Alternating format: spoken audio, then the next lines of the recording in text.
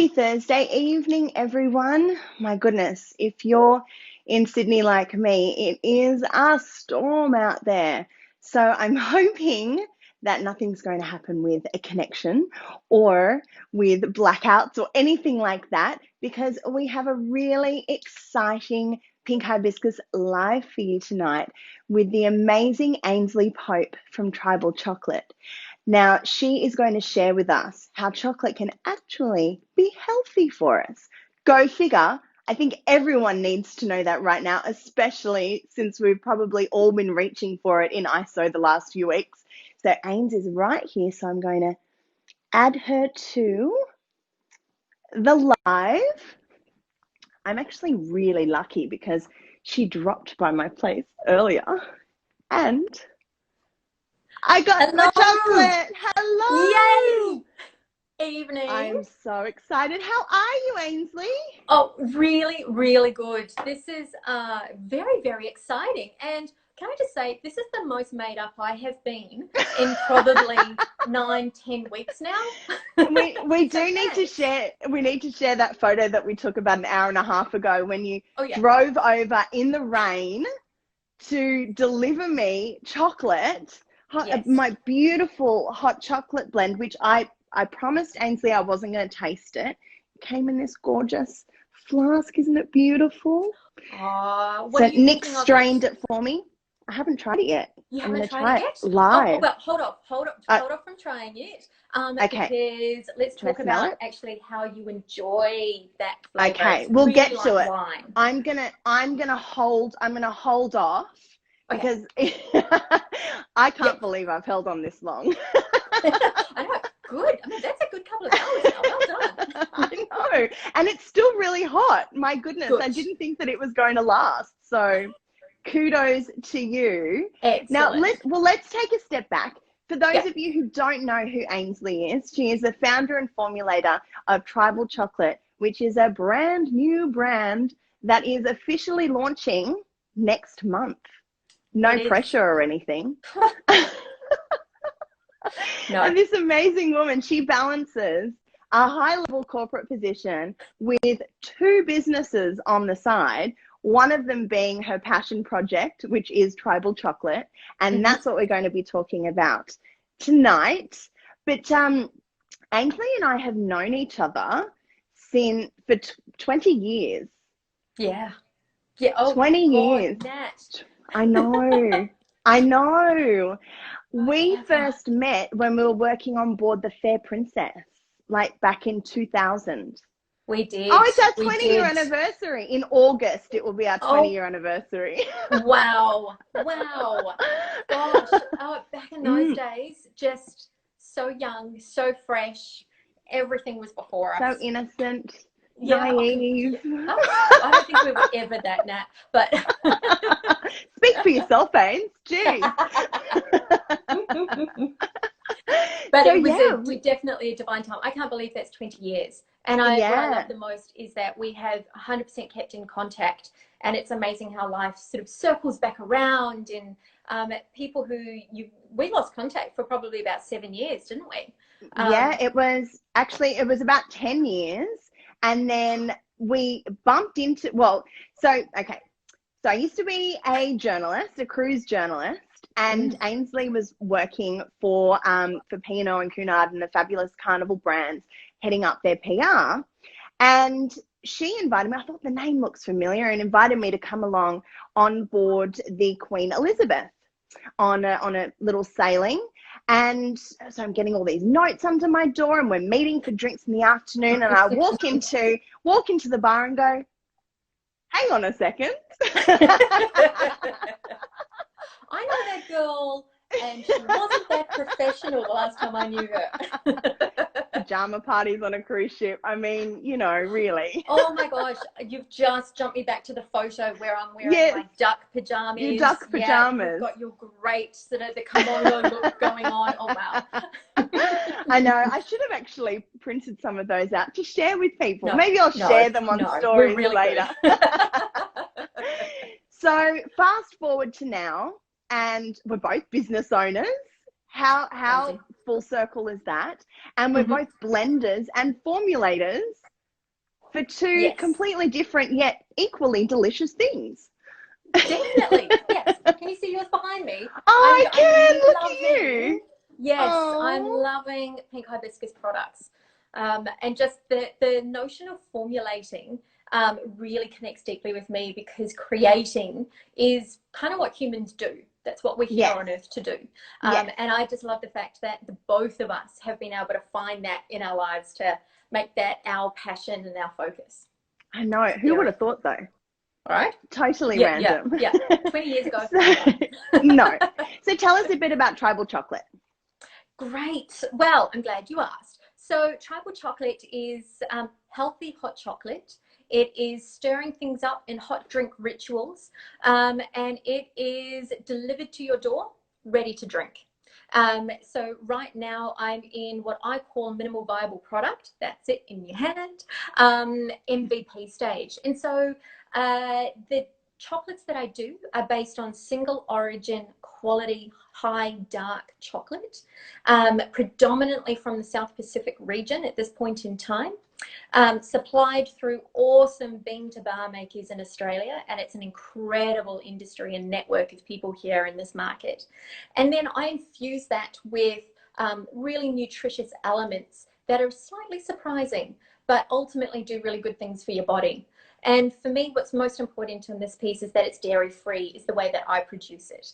And I choose dairy-free because I find that having milk with chocolate can make it quite heavy.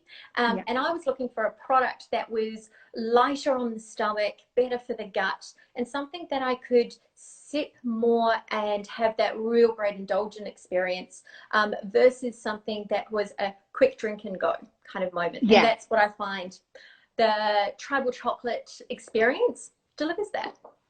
Yeah, no, it definitely does, because, and I said this to Ainsley because we met up earlier this week so I could have my first taste. And my first taste was of, and you might have caught it on my stories, it was a 75% Solomon Island dark chocolate with raspberries. And I am a self-professed not real lover of dark chocolate. So I was a bit nervous thinking. And I didn't know that. No, I mean, I didn't want to say anything. I'm like, no, I'm gonna taste it, you know.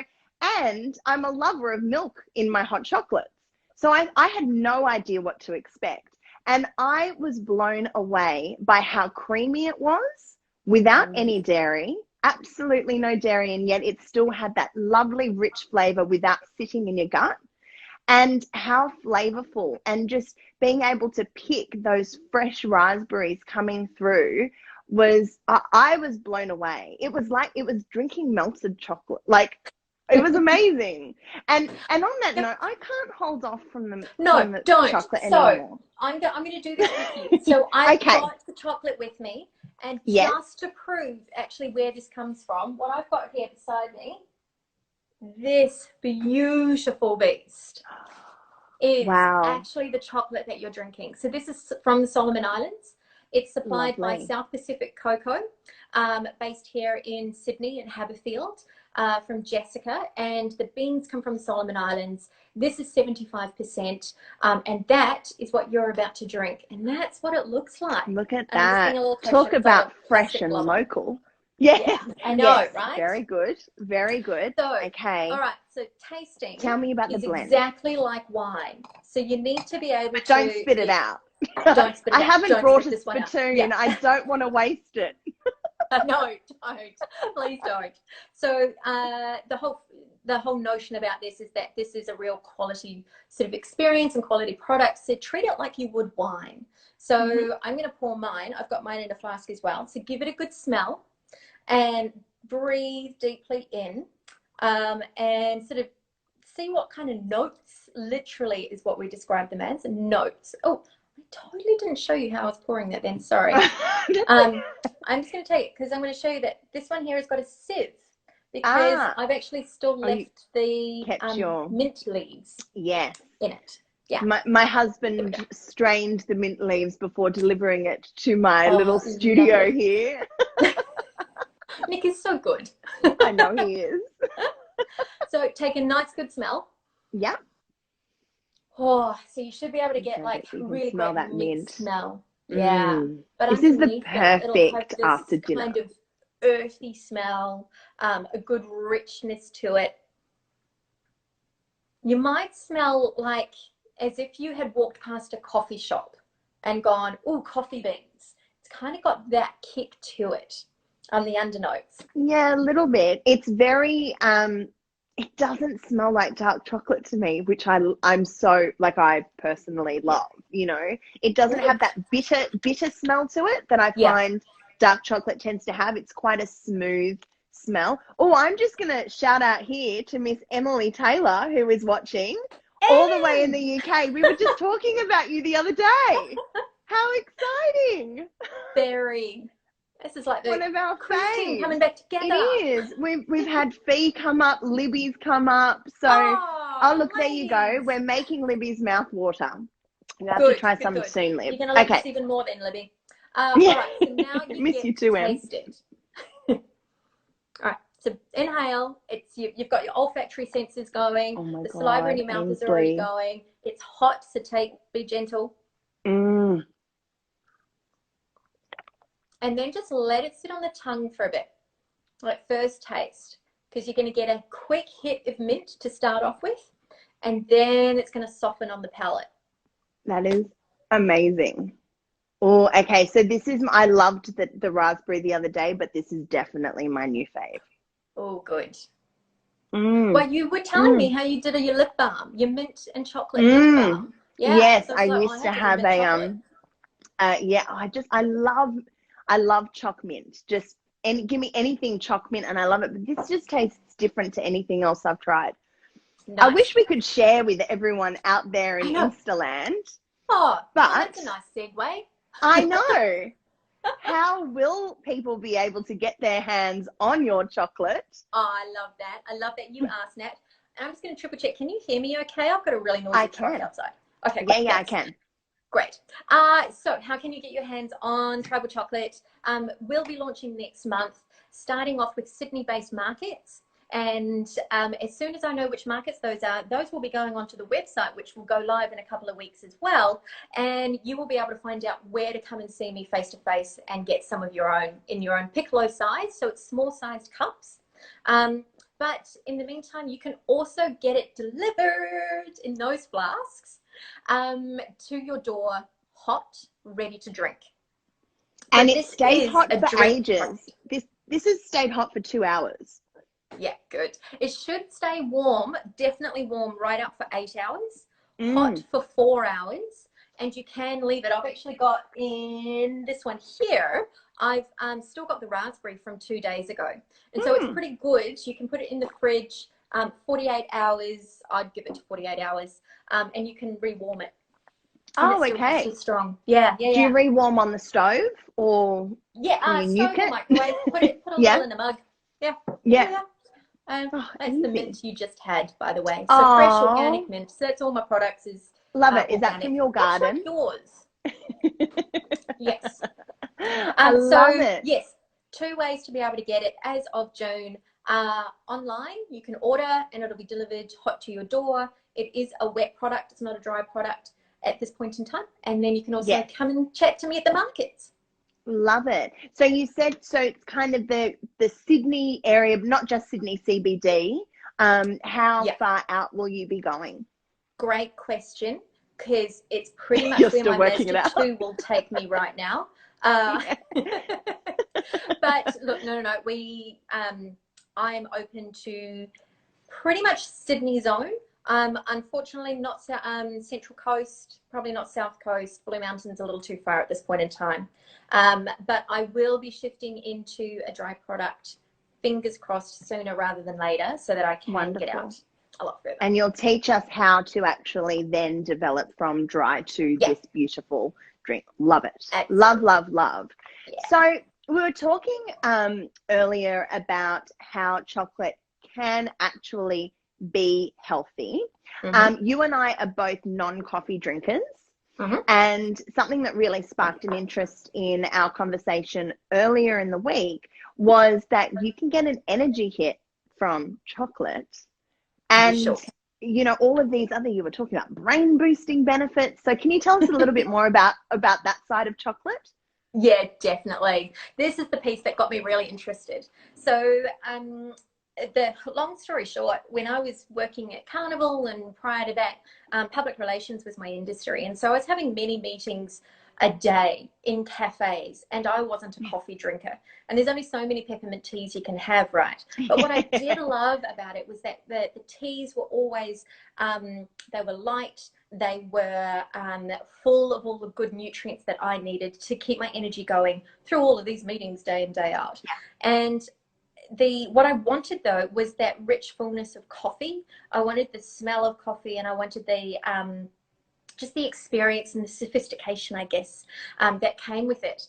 Because I didn't know the kick benefit. I didn't know what caffeine could do to ignite until I started reading some really interesting research about chocolate.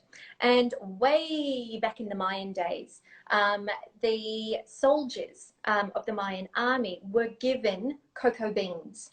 That's their soul food. That was the only food they had. Oh, wow. And they survived on them. It gave them enough energy, enough protein, certainly missed out on a few key nutrients, yeah.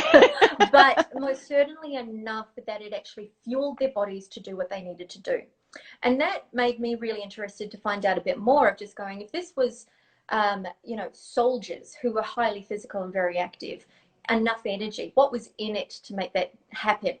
And so I dug a little deeper, and what you can find in cocoa beans high quality, and we're talking definitely 70 plus, and my preferred is 90 plus to be able to get the true effects. Yeah. And I have a beautiful, beautiful 100% chocolate that's like having a coffee. It's amazing. 100%. And it's not bitter. It's very smooth, but it's a very rich experience. Yeah. But the benefits of cocoa. So high quality, real good, single origin as well, because you know that there's not too many blends coming into that piece, is looking at amazing magnesium. And magnesium is fantastic not only as a muscle relaxant, but as a neurotransmitter. It's also something that helps metabolize and synthesize protein. And we all know that protein and carbohydrates, when those go together, are a really amazing form of energy source. In addition to magnesium, there's an element called theobromine in cocoa. And I'm going to cough for 2 seconds. You're allowed. Thanks. So the theobromine is a cousin to caffeine. So when you see things that chocolate's got caffeine in it, actually it's its cousin that they're talking about. Caffeine is a stimulant. It's a high-powered stimulant. It's the thing that gives you an immediate reaction, but your body can get addicted to it really fast. It's that moment when you're trying to get off caffeine, why you get headaches, because you've got this addiction into it. Whereas theobromine doesn't have that intensity, but it most certainly can give you that spark of energy that caffeine does as well. So you wouldn't go crazy on chocolate by any stretch of the imagination. Everything in moderation, that's for sure. Yeah. But what is beautiful about this particular experience, I find, is that my intake of chocolate has significantly decreased. Sorry, but my appreciation. That surprises me. I know. But one of these a day, like it's only a little piccolo size. So this glass, true. I'm not sure if you can see, but that's a piccolo-sized cup. And that's all you need of this particular drink. And it gives you enough energy and enough fuel for the day from a drink perspective. Then you'll be able to match in with all your other nutrients that you get from other sources of food. But the other elements that I love about cocoa is the theobromine, the magnesium, but there's copper in here as well. Copper? Which is a really interesting mineral. It's not one that is easily supplied into your system and your bloodstream. But I'm just getting this right here. Yes, that's right. It synthesizes collagen. So it, oh yeah, that's the one. So I'm hoping maybe I need to increase my uptake of my drinks. And these fine lines and wrinkles will disappear. I need 5 piccolos a day. Right? Exactly. So you've got, it is classed as a superfood, and superfoods are classed as items that have a huge amount of minerals and vitamins in them. And You can buy into the superfood moment if you want to, but I most certainly buy into the flavor and what it does from a relaxing, beautiful, indulgent, but also enough energy to carry me through the day. From a brain sparking moment, the neurotransmitters are really important as well. So what I pair it with, the infusions, that's where we start getting into how do we pair mint, for example, which is a beautiful wonder herb that is brilliant on the gut, cleanses the palate beautifully, but it's also been, research shows that it's really great for asthmatics, and it's also great for being able to enhance memory loss. So if you're feeling you're getting onto that verge, I am right now, constantly forgetting things, upping my mint. And so it's things like that. So I pair the chocolate, which chocolate in itself loves to hug other flavors, and it infuses beautifully with other flavors. So I do, mint is a really popular one. Raspberry is certainly the most popular. But fennel seeds, go figure. Really? Yeah. So like, does it have like a real licoricey sort of taste to it? Yeah. That's it. Yeah. I can't stand aniseed. I'm just going to say it. I love it. I am a licorice lover. Like, really? Anything I can get that's licorice, and that old school, like the Dutch licorice that's hard and kind of a bit sour, like, and just oh, I love it. I love it. Okay, well now I'm gonna love all your blends. This is gonna be difficult, Ainsley. It really is, because my favorite's lime. We were talking about what's the sparkers and what's the energy ones. Lime is the thing that gets me going. If I've got a really big, massive piece of work to do, I'll pair an 80% with lime. And oh my gosh, not only have I got the energy from the chocolate, but all of a sudden I've got the real wake-up call from the lime. And the cut through, it's fantastic. Yeah. Wow. So, well, this is a good kind of segue to talk about blending. And and I'm really interested in finding out how similar our blending processes are with coming up with formulations. Obviously, it's different because you're tasting the things that I'm smelling and feeling, you know, my ingredients. But when you first started Tribal Chocolate, did you just have flavors? So, you know, you're a lime girl or you're a raspberry girl, and you know what, I'm going to try this out. And then if I like it, other people will as well. Is that how you started? Pretty much, yes. Yeah. Yes, just going, do I like this or not? And oh my goodness, I have had many fails. What did I try? Last weekend I tried juniper berries and chocolate, and no, that didn't work. Okay, well, we'll just keep that for Pink Hibiscus skincare because it's one of my favorite essential oils. So, okay, so scratch it for chocolate. Scratch it for chocolate, but put it on your skin. Lather it. It's amazing. But you were talking about how yours is driven by smell and texture and feel, and that's really similar to my process too. I know what the smell of this 70% is, or 75, whatever the percentage is.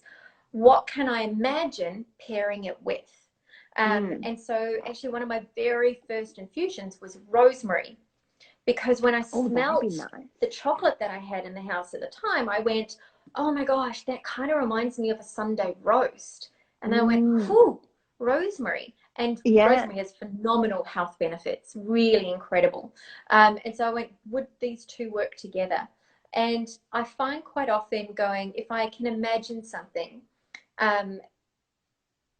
if I can literally see it growing side by side as well, that kind of works. Yeah. I've had very few misses, but a lot of playing. Yeah, it is fun. It is fun. And I mean, the added benefit is, so when I'm formulating, it's quite interesting actually, because at the moment I'm working on, I'm in the final test phase of some crystal clay masks and exfoliants. Nice. And I had these around back in the day when I first started Pink Hibiscus, but I just wanted to shift it up a bit. And it was really nice to kind of sit down with my literally the same old textbooks that I had from when I started, and think about what did I want the clay mask to achieve. and which oils would do that. But then my favorite part is working out, yes, they've got the benefits that I want. That's great. There's this group, but which ones are really going to play off each other? And you go, you know, you're working with notes similarly as well, where you've got, you know, your top, mid, and base notes with essential oils. And it's so much fun. It's just great to really marry up benefits with fragrance, with feel, you know. So that's it. There's a lot of gut instinct that goes into this, and that feel. And then you'd have mouth feel. Yes, absolutely. Absolutely. And it's that the little bit, and coconut water, interesting. So this is all based on coconut water, is the foundation piece. And you'll actually see, and it can put some people off, but just a thin layer of what looks like oil. And that's just separation pieces. And there is nothing wrong with that by any stretch. I'm like, I don't want to pour it out. Can you kind of see it? Kind of. Or a little. Yeah. A little bit. Next minute, it's poured all over the light. Right. I go, on the screen. Can't see anything. Yeah. We'll lick it off. And but it is that moment of going, does this feel good on the palate? Does it feel good on the skin? What does it look like after a couple of hours? What does it look like the next day? All of that, you've really got to play, and it's using every sense. I find, like, every sensory perception comes into play when you're creating things like this. What I really like about your products is the real awesome balance of the essential oils.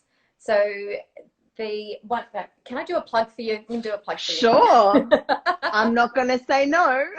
Awesome. So this one here is so divine. The smell of it, the lavender. So it's our facial moisturizer. Yes, the facial moisturizer. Thank you. Is the when you open up the lid, you smell the lavender straight away, but it's got frankincense in here, and it's not a smell that I smell often. But oh my goodness, right at the very end, when you've just inhaled and your whole body's going, oh, lavender, that's so good. You get this kick of frankincense, and it just, I don't know, it just rebalances and recalibrates. I love it. There's sweet orange in here. There's chamomile. It's just beautiful. This is my evening dream. It's the one moment where I inhale it and I go, okay, I'm now ready to go to bed. Yeah. Oh, I love it. They're a lovely blend of oils for pre-sleep too. So it's and that's what I think a lot of people forget about with skincare that does use essential oils, that it's not just the benefits on your skin, it's the sensory and sensual benefits, because there are so many amazing kind of feelings and emotions and energies that just smelling the oils can actually produce, you know, in your body. So it's like that whole experience, similarly to your chocolate. Yes, absolutely. And it's the whole body is a sensory organ, right? I mean, the skin is our largest organ on our body, and it's constantly absorbing things that are around you. So that's why aromatherapy is so powerful, because it's not just the smell then hits the brain and it tells it to do things in the body. It's also the skin that absorbs it. It's just goes through every part of you, and it's really lovely. It is. It is. I wanted to jump back to so the chocolate that we're having now is Solomon Islands, and you said you source a lot from the South Pacific. Does it make a difference where the chocolate comes from as to A, how it tastes, and B, what benefits it has? Great question. The second question, what benefits it has, I'm going to do more research on that, because it's a really interesting question. I don't believe that it does, but the quantities within it probably just varies a fraction, because question number one, where it's growing, does that have impact, is really important. So cocoa is growing 36 degrees north and south give or take a degree of the equator. And so you can actually get, there's a cocoa farm up in Darwin, northern Queensland. Really? It's the only one in Australia. But there are a lot. Yeah, you can get cocoa beans, divine cocoa beans from Papua New Guinea, obviously Solomon Islands, Vanuatu, and all throughout that region. They are a young area to be growing cocoa, and it's really similar to wine, whereby vines were brought out by the early settlers and grown and farmed here in Australia. Really similarly, in hot tropical climates, trees were brought from the Caribbean, from the Maldives, from all around that particular area, and sent all over the world ultimately to see if they would grow. So the South Pacific countries that are growing are young in terms of their brothers and sisters, I guess. Which doesn't mean that the flavor is quite different to something that you might get from the Caribbean or from Trinidad or from all sorts of like the tropical regions that are probably in the northern hemisphere more than the southern hemisphere. And what that means is that you get a little bit of a freshness, you get a little bit of youth, you get probably more fruitier flavors because it hasn't had the depth and the aging that other plants have had. So a cocoa is grown on a tree.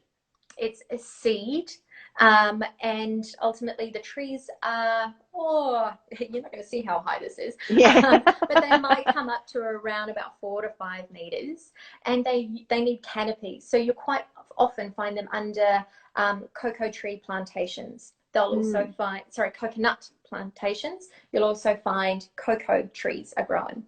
And so they'll come up to just sort of halfway on a coconut tree. And the pods are huge. They're about this big. Yeah. And they'll grow out the side of the trunk. Like they'll just come out the side. They're like a little weird thing, a little bit of a growth. Yeah, they do look a bit, like a bit of growth. I saw some and got to taste some actual cocoa like pods in Vanuatu last time I was there.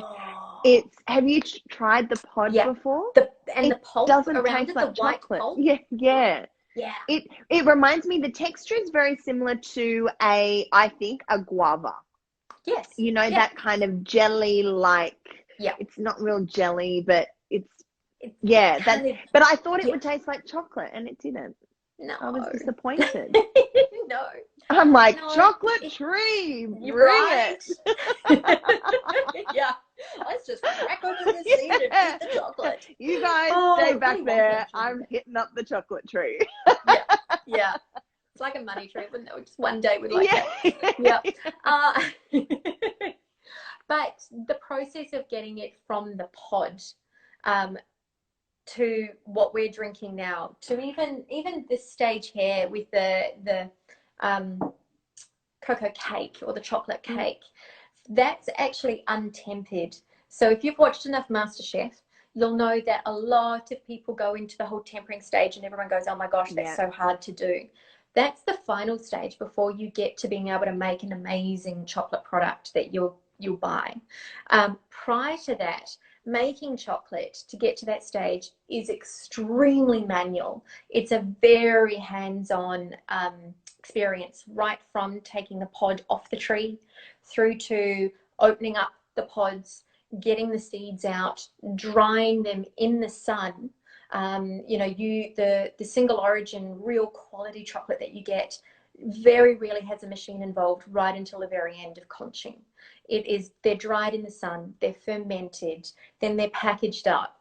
The bags you get look like coffee bean bags. And then from there, you've got to go through this real technical process of either roasting them and getting them. That's where your kind of real skill comes in, and where chocolatiers or chocolate makers, chocolatiers are those that, I found this out the other day, chocolatiers are those that make the little chocolates, like the ganaches and the gorgeous like things. Tina from Adora. That's it, yes. Chocolatier. Yes. And chocolate makers are those that take it from the bean to turn it into a bar. Yes. And the process all the way through there's about 26 different steps.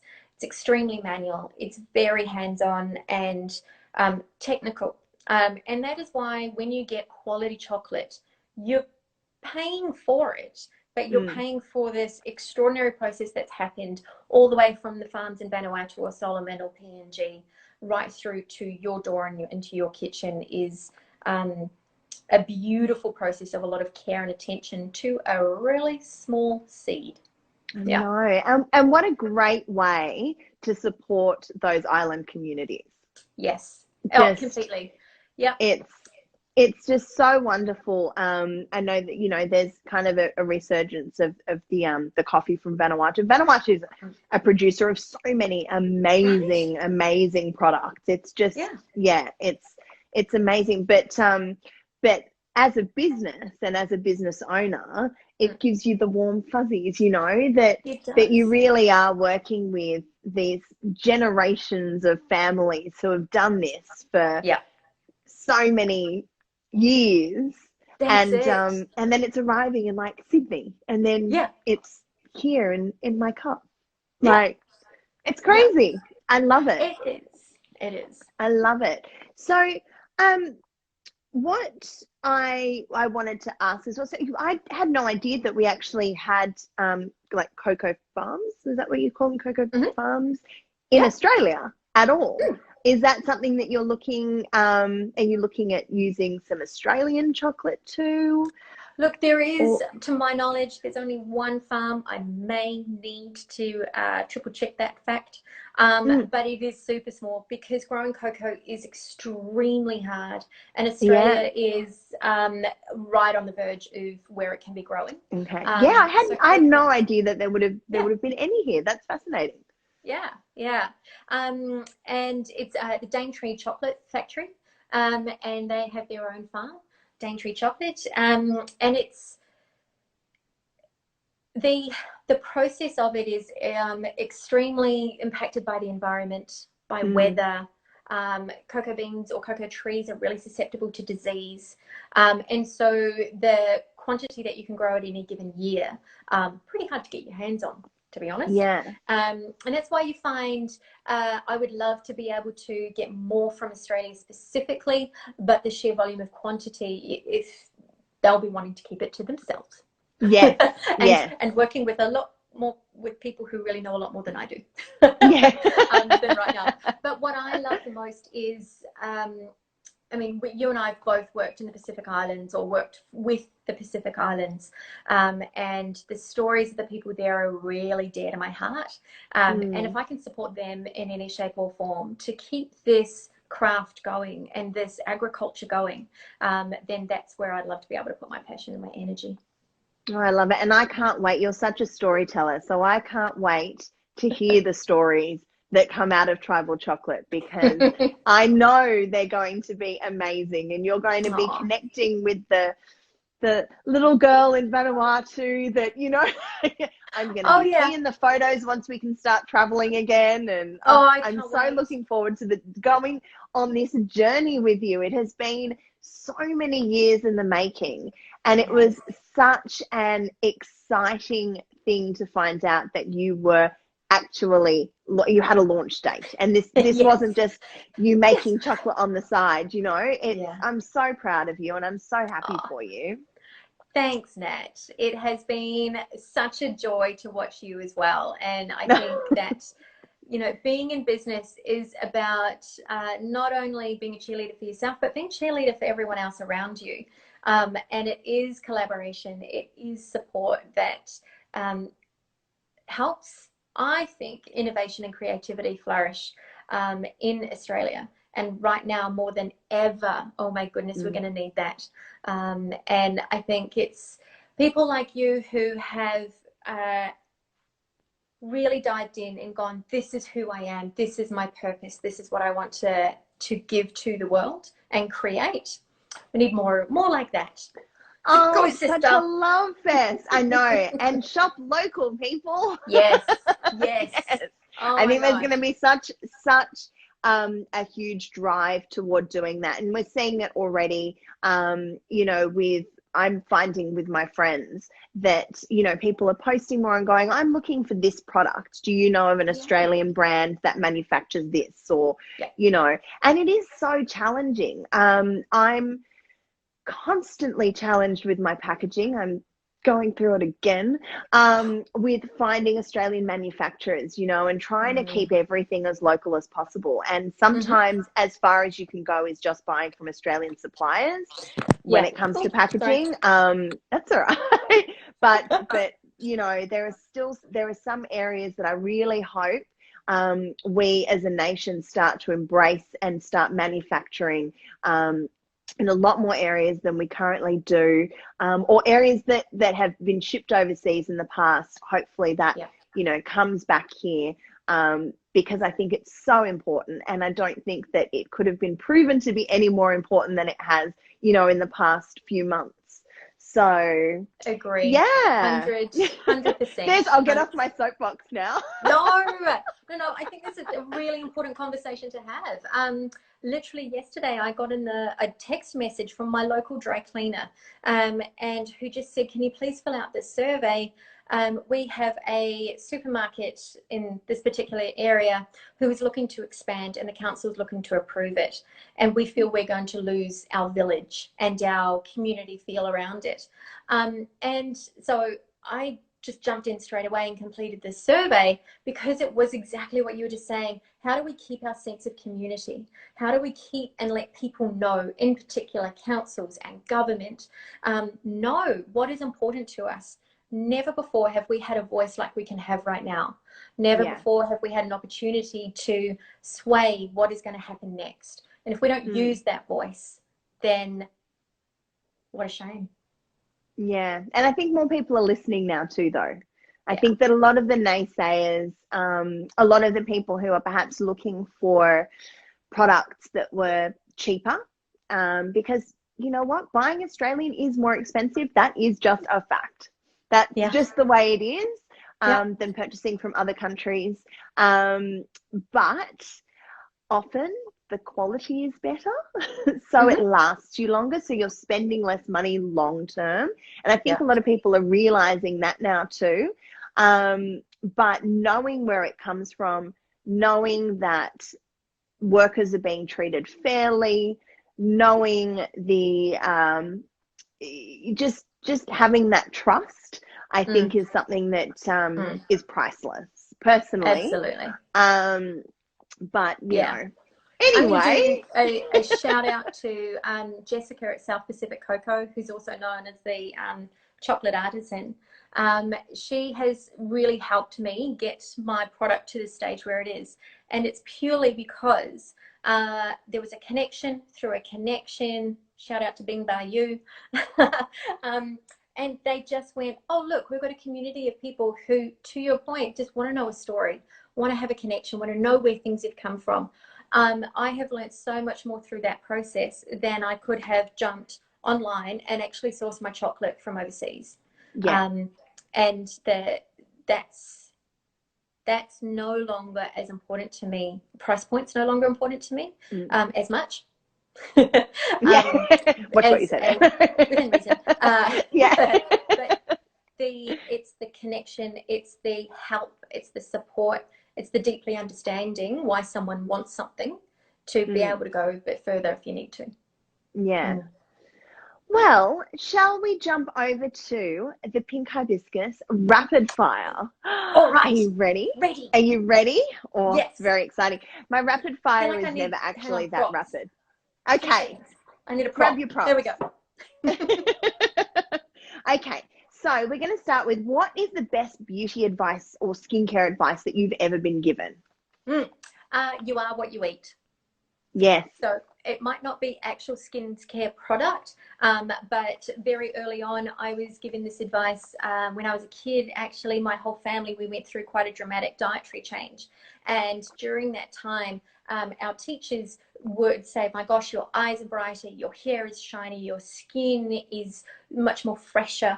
And that was totally based on what we were eating. And I may not have kept that advice strictly speaking as I grew older, but it's most certainly a fundamental of what I do with my infusions into my chocolate. Yeah. Wonderful. I love that. Okay. So what is the one skincare product that you can't live without, and why? Oh, I'm so glad you asked. It is this one. Eye cream in general is something that I came late to life to discover. And I've just, it's my saving grace, because I can get, I find my stress goes into my eyes really easily, and I get really tired quite easily. So just by having that close to my handbag, because we're going to get to that question soon, that is my go-to product. Oh, I love it. Yeah. Eye cream, I think, is very underrated for kind of under 30-year-olds. Just as a general, and I think it's shifting now. I think that a lot more younger women are aware of prevention rather than, you know, kind of hitting it up when you're 60 and go, oh, well, hang on a second, let me try and get rid of this. And you're not going to be able to. So, you know, prevention is such a key, but it really is an underrated product, and one that is so important, because effectively the skin under your eyes is not the same as the skin anywhere else on your body. And it's such a sensitive area.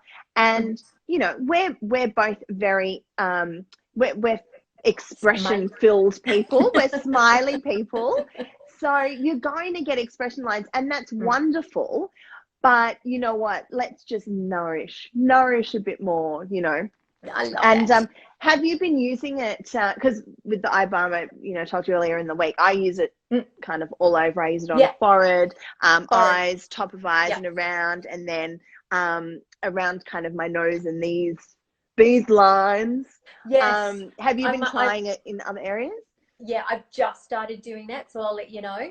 But I was using it on my forehead too, and I was noticing a difference, definitely. Yeah, I my forehead is my thing. Yeah. So it's like, I should call it just a face balm. Maybe I need to change the name, because I really do use it everywhere. Yeah, I'd go with that. It says like it's got firming, cooling, and calming, and they're like the three things I desperately need. I love the cooling effect. That's my fave.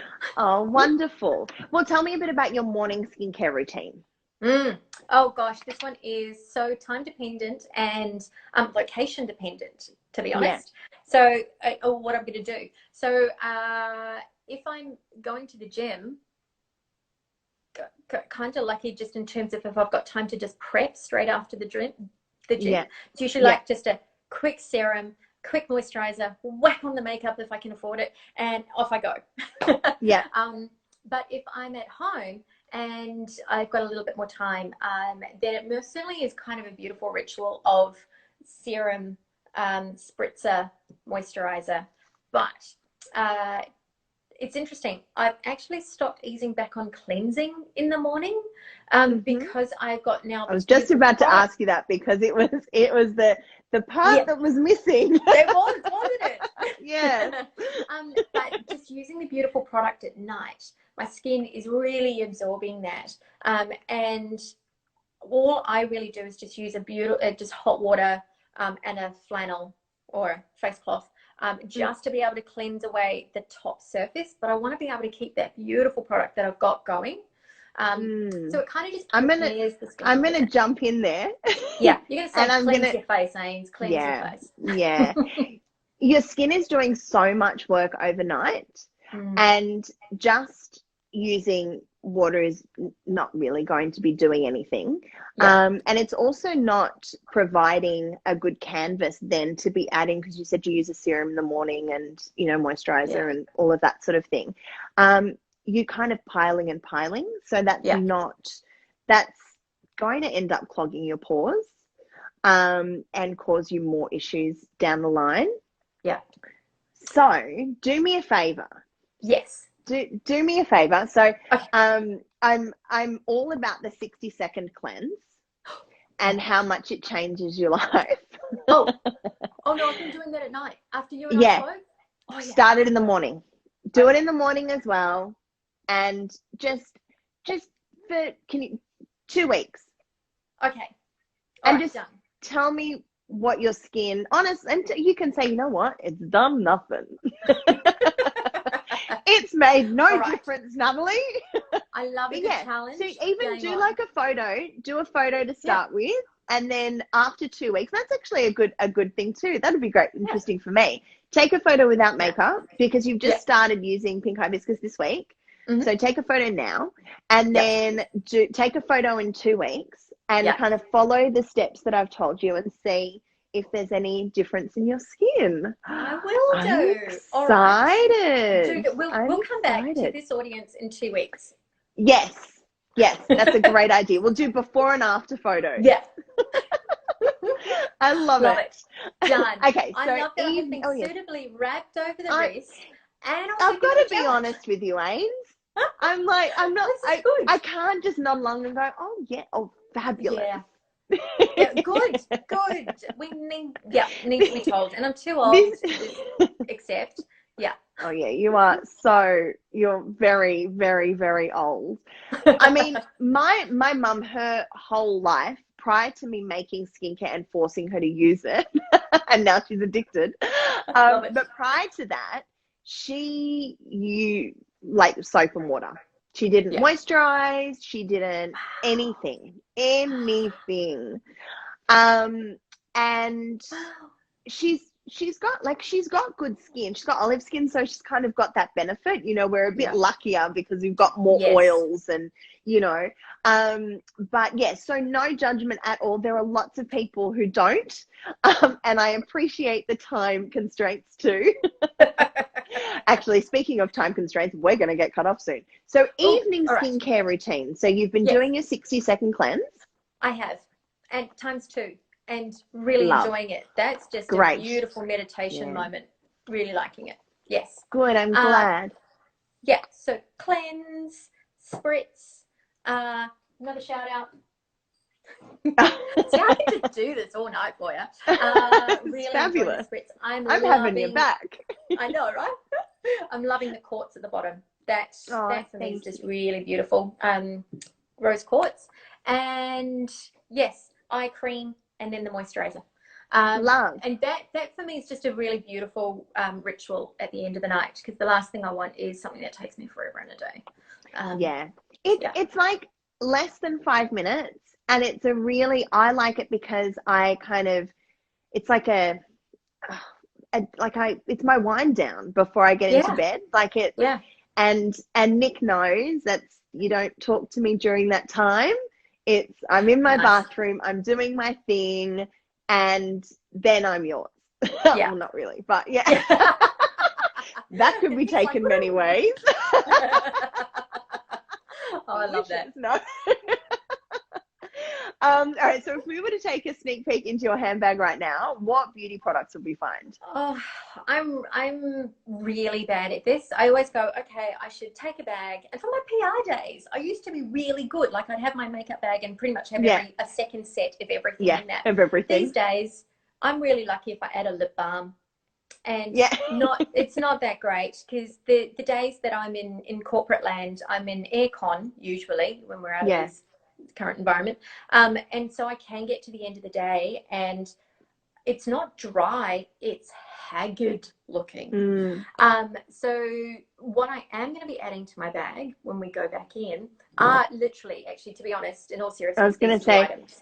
have a spritz at your desk at work too, because you can it's great for the energy around you as well, these spritzers.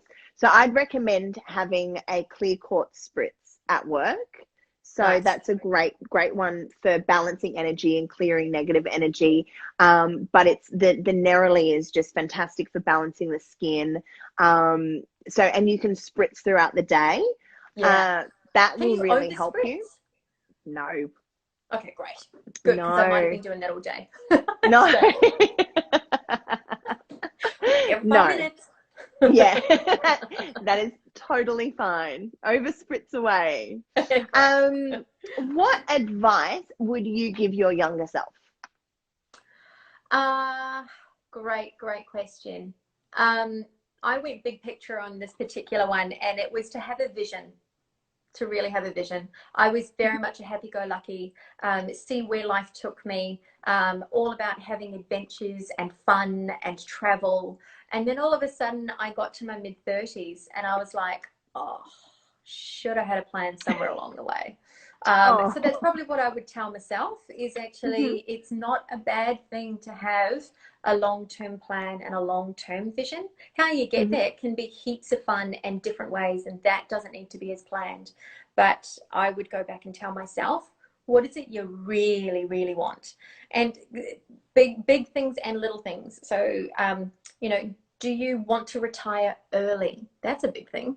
Do you want to have family, get married, and have a home? So that's a big thing to actually get to. You know, do you want to be have a very significant career? That needs a lot of planning if you want to have a very significant career. You know, those kind of things. Whereas it's not about I want to earn X amount of money or I want to be in this role or anything like that. It's actually just going, what's your umbrella piece? I would tell myself that. Yeah. That's great advice. But my goodness, you have achieved a lot. So if you didn't have vision as a younger Ainsley, I mean, you would be our Prime Minister and we would be in a much better position. So, you know, like seriously, I can't even imagine where we would where you could be, because you literally are just phenomenal. I have to admit, I'm really blessed to have an extraordinary family of overachievers. So starting with shout out to Dale. Yeah. Starting with mum and dad, they owned their own business growing up. Dale, who is online at the moment, shout out Dale. At Dale Pope Dance. Oh, yes. Yep. Red Egg Dance, 20 plus years going now. We got our love heart. Our other sister, Nikki, also owns her own business.